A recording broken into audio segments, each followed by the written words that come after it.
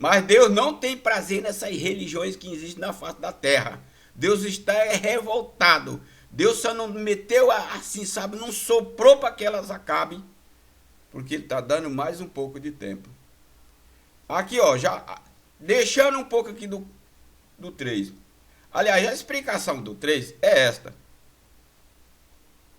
As religiões estão fazendo da maneira deles, não é a maneira de Deus. Porque o que eu assisti um dia desse, num canal de televisão, é um grupinho só, é uma coisinha restrita. É de 100, fica 99 sofrendo a desgraça, a miséria.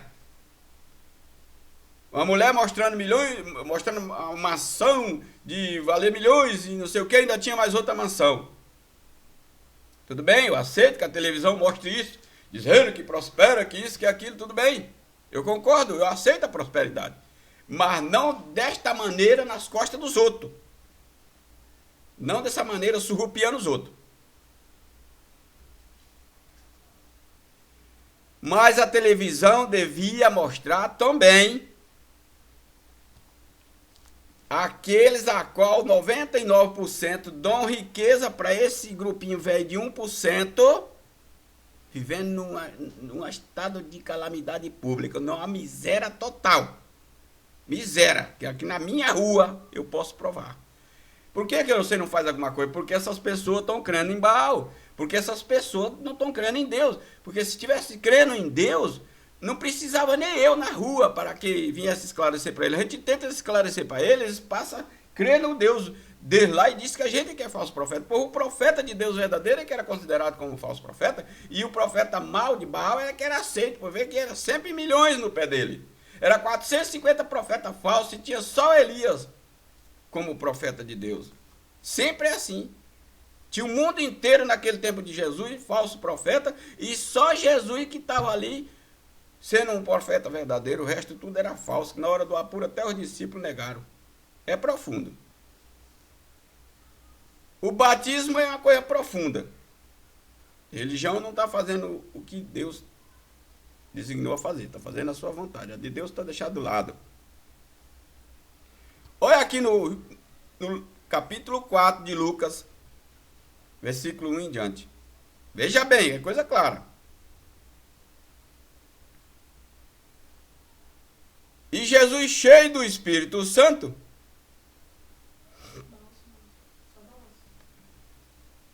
Jesus, cheio do Espírito Santo, voltou do Jordão e foi levado pelo Espírito ao deserto.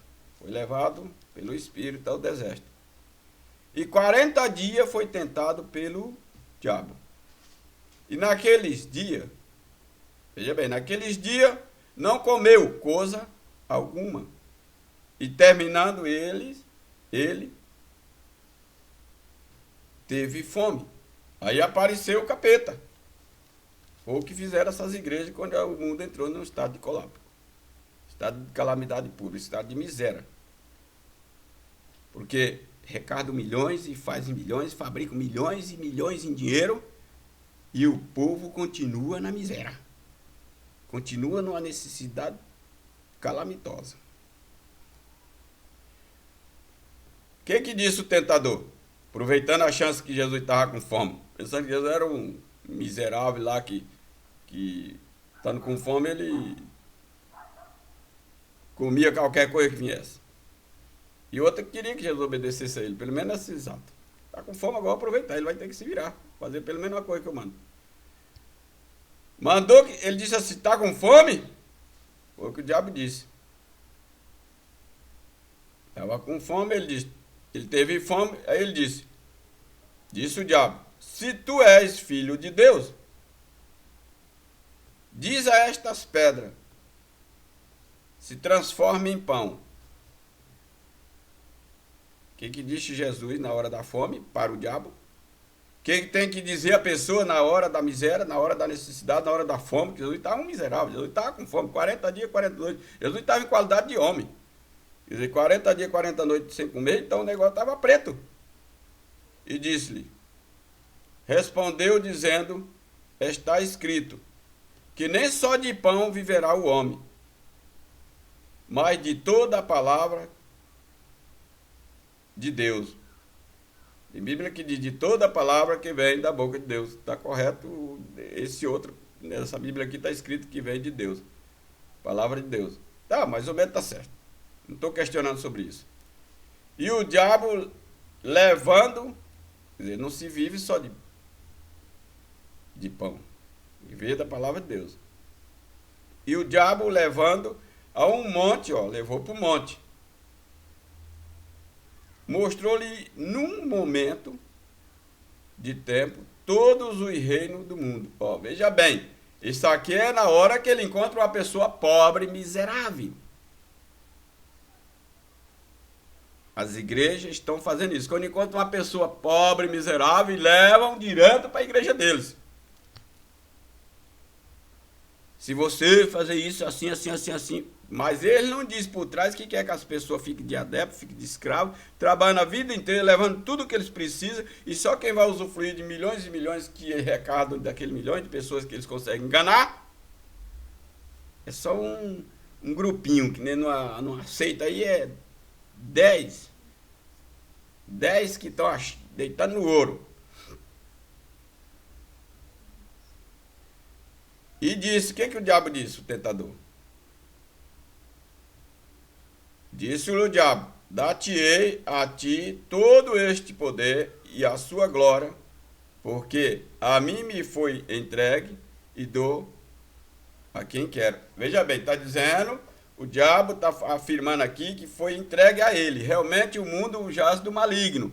O mundo foi entregue ao tentador. O mundo está nas mãos do maligno mesmo. Por isso que se vê essa esculhambação, essas igrejas arrecadam milhões e milhões e compram televisões e televisões para venderem mais coisas e negociar.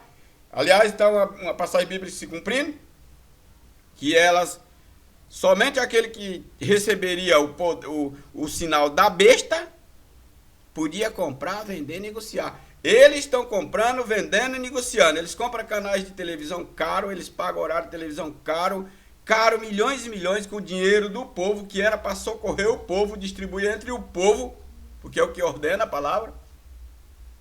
Eles fazem isto para venderem, negociarem, sabe? Para venderem, negociar a palavra de Deus. Estão vendendo, negociando a palavra de Deus. Estão todos com o sinal da besta. É as duas religiões falsas da face da terra.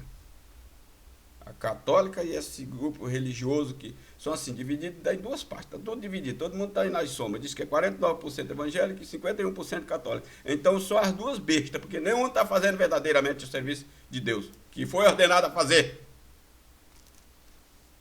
Porque no que eles pregam, amedrontando as pessoas, diz que rouba a Deus quem não paga dízimo. No que eles pregam, então eles são os primeiros ladrões, porque eles não pagam um para o outro.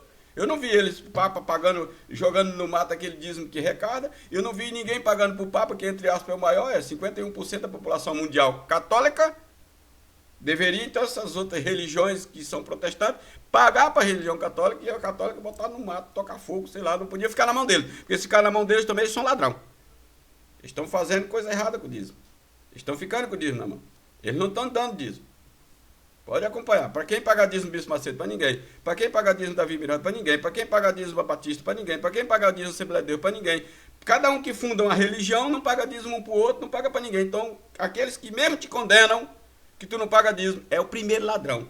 Tu, uma vez, tu paga dízimo para ele que está te condenando. E ele não paga para ninguém. Então, ele é que é o ladrão. E vamos falar sobre o assunto? Vamos falar abertamente sobre o assunto, seu líder religioso. Se você me explica, mas estou fundando igreja. Mentira, eu fundei uma igreja sem nem um centavo no bolso. Ainda por uma seita que eu estava, até Deus me abriu os olhos. Sabe? Fundei uma seita. Quando eu estava lá numa seita lá, eu fundei uma seita e entreguei na mão deles. Porque Deus me tirou fora, porque mostrou que era Babilônia. Então, Babilônia, os profetas de Deus têm um tempo determinado para ficar. Não vai ficar a vida inteira. Eliseu, onde é que estava? Daniel, onde é que estava? José do Egito, onde é que estava? Os profetas que veio mesmo... Onde é que estava João Batista quando encostaram o pescoço? Estava lá no império do rei Herodes. Era assim, quer dizer, os profetas de Deus são assim. Eu tive lá um tempo, quase me enforcaram, quase me decapitaram, quase me mataram, me disseram que ia, sabe, ia acontecer tragédia na minha vida se eu não saísse fora, que eu não saí fora com medo disso, foi eles que me tiraram. Eu sei que quando o profeta de Deus está preparado, tem que ir ao inferno pregar o evangelho. É assim que eu sei que é.